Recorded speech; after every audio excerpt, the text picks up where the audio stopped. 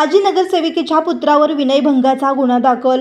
Social मीडियावरील चॅटिंगद्वारे ओळख होऊन पुढे मोबाईलद्वारे संभाषणे एकमेकांची मने जुळली.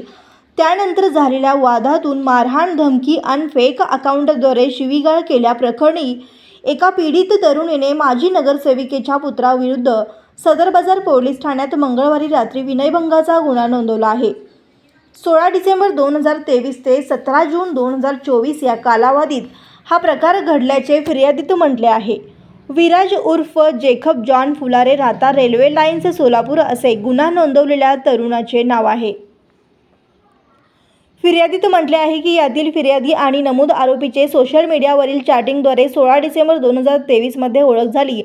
त्यानंतर मोबाईलद्वारे संभाषण होऊन प्रेमसंबंध जुळले. त्यानंतर अनेकदा वादविवाद झाले, मिटले. या काळात पीडितेच्या आणि नमूद आरोपीच्या दोन्ही बाजूने विरोध झाले. अधूनमधून होणाऱ्या वाद व मारहाणीमुळे पीडितेने त्यांच्याशी संबंध तोडण्याचा प्रयत्न केला, मात्र पाठलाग करून ॲसिड फेकून मारण्याची धमकी दिली, मोबाईल फोडला, इंस्टाग्रामचे फेक अकाउंट काढून याद्वारे शिवीगाळ केल्याची फिर्यादीत म्हटले आहे. अधिक तपास सफनी मुल्ला करीत आहेत.